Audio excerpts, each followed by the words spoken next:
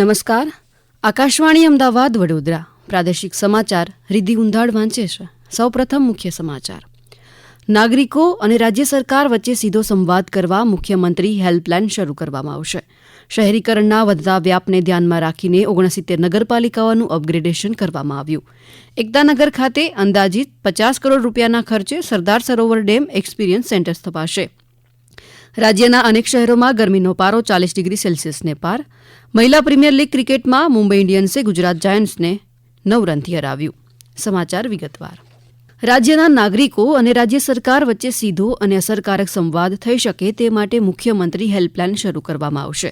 આરોગ્ય મંત્રી ઋષિકેશ પટેલે ગઈકાલે વિધાનસભા ગૃહમાં જણાવ્યું કે રાજ્ય સરકારના વહીવટી વિભાગો હસ્તકના તમામ સંવર્ગોની ભરતીના આયોજનના ભાગરૂપે સરકાર દ્વારા વર્ષ 2024થી 2033 માટે 10 વર્ષનું ભરતી કેલેન્ડર તૈયાર કરવામાં આવ્યું છે. જે અનુસાર આગામી 10 વર્ષમાં અંદાજે 2,06,000થી વધુ જગ્યાઓ ભરવાનું આયોજન છે. રાજકોટ પ્રાદેશિક તાલીમ કેન્દ્રના કાર્યભારણને ધ્યાનમાં લઈ ભાવનગર ખાતે નવું પ્રાદેશિક તાલીમ કેન્દ્રની સ્થાપના કરવા અંગે વર્ષ 2025-26 માટે 2.5 કરોડ રૂપિયાની જોગવાઈ આપવામાં આવી છે. આ સાથે વર્ષ 2025-26ની સામાન્ય વહીવટ વિભાગની આશરે 400 કરોડ રૂપિયાની માંગણીઓ ગૃહમાં પસાર કરવામાં આવી. રાજ્યમાં શહેરીકરણના વધતા વ્યાપ અને શહેરી જનસંખ્યાને વધુ નાગરિકલક્ષી સુવિધાઓ આપવા 69 નગરપાલિકાઓનું અપગ્રેડેશન કરવામાં આવ્યું.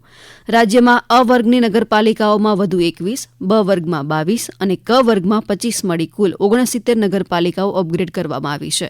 જિલ્લા મથકો, પ્રવાસીઓને વધુ અવરજવર ધરાવતા 4 યાત્રાધામો અને ઐતિહાસિક સાંસ્કૃતિક વારસો ધરાવતા વડનગરનો અ વર્ગની નગરપાલિકામાં સમાવેશ કરવામાં આવ્યો છે. શહેરી વિકાસ અને શહેરી ગૃહ નિર્માણની વર્ષ 2025-26ની અંદાજપત્રીય માંગણીઓ રજૂ કરતા મંત્રી શ્રી ઋષિકેશ પટેલે જણાવ્યું હતું કે 2025ને શહેરી વિકાસ વર્ષ તરીકે ઉજવવાની જાહેરાત કરી છે. જેના માટે શહેરી વિભાગનું બજેટ 40% જેટલું વધારીને 30,000 કરોડ રૂપિયાથી વધુ કરવામાં આવ્યું છે. તેમણે વધુમાં જણાવ્યું કે યાત્રાળુઓ અને પ્રવાસીઓની ધાર્મિક લાગણીઓને કેન્દ્રમાં રાખીને 2025-26ના અંદાજપત્રમાં ધાર્મિક શહેરોના સર્વાંગી વિકાસ યોજના હેઠળ કુલ 200 કરોડ રૂપિયાની જોગવાઈ સૂચવવામાં આવી છે. પ્રધાનમંત્રી આવાસ યોજના હેઠળ મળતી સહાયની કોસ્ટિંગ પ્રાઇઝમાં રાજ્ય સરકાર દ્વારા પ્રતિ આવાસ 50,000 રૂપિયાનો વધારો કરવામાં આવ્યો હોવાનું તેમણે જણાવ્યું. વર્ષ 2025-26ની શહેરી વિકાસ અને શહેરી ગૃહ નિર્માણની 25,399 કરોડ રૂપિયાની માંગણીઓ વિધાનસભા ગૃહમાં પસાર કરવામાં આવી. યાત્રાધામ દ્વારકામાં હોળી ફૂલડોલ ઉત્સવ મનાવવા રાજ્યભરમાંથી પગપાળા અને અન્ય માધ્યમોથી લાખો ભાવિકો દ્વારકા આવી રહ્યા છે. ભગવાન દ્વારકાધીશના સરળતાથી દર્શન થઈ શકે તે માટે યાત્રિકોની સલામતી માટે તંત્ર દ્વારા તડામાર તૈયારીઓ ચાલી રહી છે. યાત્રિકોએ દર્શન માટે સ્વર્ગદ્વારથી પ્રવેશ કરવાનો રહેશે અને મોક્ષ દ્વારથી બહાર નીકળવાનું રહેશે. દ્વારકા જિલ્લાના અમારા પ્રતિનિધિ કરણ જોશીનો અહેવાલ સાંભળીએ. દ્વારકાધીશ મંદિરમાં 14 તારીખે ધૂળેટીના પાવન પર્વના દિવસે બપોરે 1:30 થી 2:30 સુધી જગત મંદિરની અંદર ધૂળેટી રમવા માટેની કાર્યક્રમનું આયોજન કરવામાં આવ્યો છે. જેમાં લાખોની સંખ્યામાં ભક્તો ભગવાન શ્રી કૃષ્ણ સાથે હોળી ધૂળેટીના ગુલાલથી રંગે રંગાશે. મોટી સંખ્યામાં ભક્તો દ્વારકા નગરીમાં પહોંચી રહ્યા હોય ત્યારે તંત્ર દ્વારા અનેક રસ્તાઓને વન વે જાહેર કરવામાં આવેલા છે. સાથે જ સુરક્ષાની દ્રષ્ટિએ પણ તંત્ર દ્વારા મોટી સંખ્યામાં પોલીસ કાફલો તેમજ સુરક્ષા બળો અહીં તૈનાત કરવામાં આવેલા છે.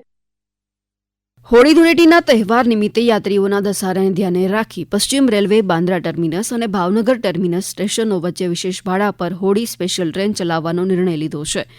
Bandra terminus Bhavnagar terminus superfast Holi special train આજે સાંજે 7:25 વાગ્યે બાંદ્રા ટર્મિનસથી ઉપડશે અને બીજા દિવસે સવારે 9 વાગ્યે ભાવનગર ટર્મિનસ પહોંચશે, જેનું બુકિંગ આજે થશે.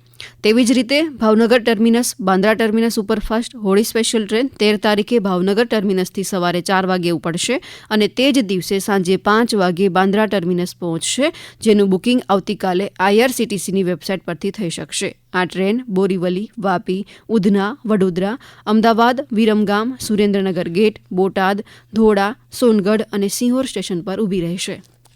સુરેન્દ્રનગર જિલ્લાના ચોટીલા ખાતે આજથી 2 દિવસીય ચોટીલા ઉત્સવનું આયોજન કરાયું છે, જેનો પ્રવાસન મંત્રી મુડુ બેરાના હસ્તે પ્રારંભ કરાશે. આ ઉત્સવમાં હોળી નૃત્ય, ગરબા નૃત્ય, લોકગીતો જેવા વિવિધ સાંસ્કૃતિક કાર્યક્રમો યોજાશે. આ અંગે સાંભળીએ અમારા પ્રતિનિધિ દિનેશ પરમારનો અહેવાલ. યાત્રાધામ ચોટીલા ખાતે ચોટીલા ઉત્સવ 2025નું આયોજન કરવામાં આવ્યું છે. ચોટીલા ચામુંડા માતાજી મંદિર તળેટી ખાતે આજથી 2 દિવસ સુધી યોજાનારા આ ઉત્સવનો પ્રવાસન મંત્રી શ્રી મુળુભાઈ બેરાના હસ્તે સાંજે 8 વાગે શુભારંભ થશે. તારીખ 11 અને 12 માર્ચ એમ 2 દિવસ દરમિયાન ગણેશ સ્તુતિ, વેશ, રાજસ્થાની તેહરા તાલી નૃત્ય, હોલી નૃત્ય, લોક ડાયરો વગેરે જેવા સાંસ્કૃતિક કાર્યક્રમો યોજાશે. 2 દિવસના આ ઉત્સવને માણવા સહભાગી થવા નાગરિકોને જિલ્લા વહીવટીતંત્ર તરફથી આમંત્રણ પાઠવવામાં આવ્યું છે. આ સમાચાર આપ આકાશવાણીના અમદાવાદ વડોદરા કેન્દ્ર પરથી સાંભળી રહ્યા છો. આ સમાચાર આપ અમારી YouTube channel AIR news Gujarat પર પણ સાંભળી શકો છો.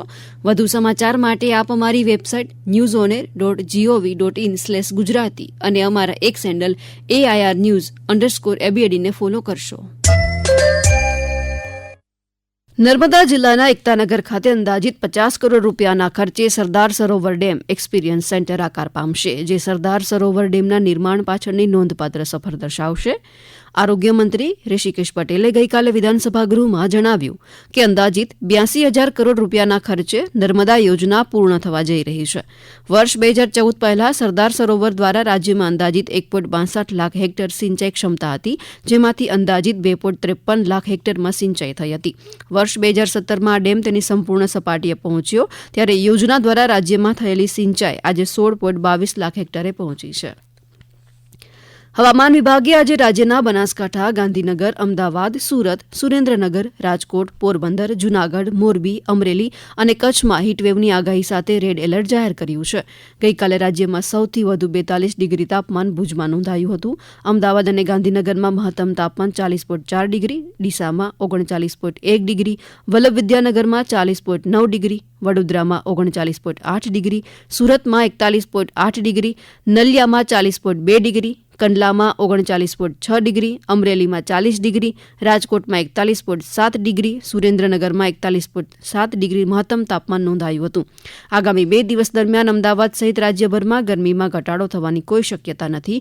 આવતીકાલે હીટવેવમાં સામાન્ય ઘટાડો થવાની સાથે હવામાન વિભાગે ઓરેન્જ એલર્ટ જાહેર કર્યું છે. ડાંગ દરબારના ભાગરૂપે ગઈકાલે આહવા રંગ ઉપવન પર વિવિધ આદિવાસી સાંસ્કૃતિક કાર્યક્રમો યોજાયા હતા. આ દરમિયાન 13 માર્ચ સુધી ચાલનારા ડાંગ ઉત્સવને ધ્યાનમાં રાખીને એસટી તંત્રએ 12 માર્ચ સુધી આહવા ખાતેના એસટી ડેપો ઉપરથી મુસાફર જનતાની અવરજવર બંધ રાખવાનો નિર્ણય લેવાયો છે. આહવાના એસટી ડેપોના મેનેજર કિશોરસિંહ પરમારે વધુ માહિતી આપી. આહવા ડાંગ જિલ્લામાં જે ડાંગ દરબાર યોજાયો છે તેના ભાગરૂપે વહીવટી તંત્ર દ્વારા ટ્રાફિક નિયમનને ધ્યાનમાં રાખીને છેલ્લા 2-3 વર્ષથી એસટી ડેપો, બસ સ્ટેન્ડ બંધ કરીને સાપુતારા નાકા અને વઘઈ નાકા તરફથી રેગ્યુલર બસો તેમજ એક્સ્ટ્રા બસોનું સંચાલન હાથ ધરવાનું જે નિર્ણય લેવામાં આવેલ છે. મહિલા પ્રીમિયર લીગ ક્રિકેટમાં ગઈકાલે રાત્રે રમાયેલી મેચમાં મુંબઈ ઇન્ડિયન્સે ગુજરાત જાયન્ટ્સને 9 રનથી હરાવ્યું હતું. મુંબઈ દ્વારા આપેલા 180 રનના લક્ષ્યનો પીછો કરતા ગુજરાતની ટીમ 170 રનમાં ઓલ આઉટ થઈ ગઈ. ભારતની ફૂલમાલીએ 25 બોલમાં 61 રન કર્યા, જ્યારે અમેલિયા કેરે યજમાન ટીમ વતી 3 વિકેટ લીધી. અગાઉ બેટિંગ માટે ઉતર્યા બાદ મુંબઈએ નિર્ધારિત 20 ઓવરમાં 6 વિકેટે 179 રન બનાવ્યા, જેમાં કેપ્ટન હરમનપ્રીત કૌરે 33 બોલમાં 54 રન બનાવ્યા. તેમને પ્લેયર ઓફ ધી મેચ તરીકે જાહેર કરવામાં આવ્યા. મુખ્યમંત્રી ભૂપેન્દ્ર પટેલે ગઈકાલે ગાંધીનગરના સેક્ટર 7માં જૈન દેરાસરની મુલાકાત કરી જૈનાચાર્ય વિજય અભયદેવ સુરીશ્વરજી મહારાજના આશીર્વાદ મેળવ્યા. આ મુલાકાત દરમિયાન જિનાલય ખાતે ભગવાનના દર્શન કરી સંઘ અને ટ્રસ્ટના કાર્યો વિશે જાણકારી મેળવી. રાજ્યના શિક્ષણ અને ટેકનિકલ વિભાગ ગાંધીનગર અને કેસીજી અમદાવાદના માર્ગદર્શન હેઠળ સરકારી અને ગ્રાન્ટ ઇન એડ કોલેજના અંતિમ વર્ષના વિદ્યાર્થીઓ માટે દર વર્ષે રોજગાર મેળાનું આયોજન થાય છે. છોટાઉદેપુરની ક્વાંટ સરકારી વિનયન કોલેજ ખાતે યોજાયેલા રોજગાર મેળામાં 258 વિદ્યાર્થીઓને સ્થળ પર જ પ્લેસમેન્ટ અપાયું હતું, જેમના માટે આ રોજગાર મેળામાં 1,379 વિદ્યાર્થીઓએ પોર્ટલ ઉપર રજીસ્ટ્રેશન કરાવ્યું હતું. અંતે મુખ્ય સમાચાર ફરી એકવાર. નાગરિકો અને રાજ્ય સરકાર વચ્ચે સીધો સંવાદ કરવા મુખ્યમંત્રી હેલ્પલાઇન શરૂ કરવામાં આવશે. શહેરીકરણના વધતા વ્યાપને ધ્યાનમાં રાખીને 69 નગરપાલિકાઓનું અપગ્રેડેશન કરવામાં આવ્યું. એકતાનગર ખાતે અંદાજિત 50 કરોડ રૂપિયાના ખર્ચે Sardar Sarovar dam experience centre સ્થપાશે. રાજ્યના અનેક શહેરોમાં ગરમીનો પારો 40 ડિગ્રી સેલ્સિયસને પાર. અને મહિલા પ્રીમિયર લીગ ક્રિકેટમાં મુંબઈ ઇન્ડિયન્સે ગુજરાત જાયન્ટ્સને 9 રનથી હરાવ્યું. આકાશવાણીના અમદાવાદ વડોદરા કેન્દ્ર પરથી પ્રાદેશિક સમાચાર પૂરા થયા. નમસ્કાર.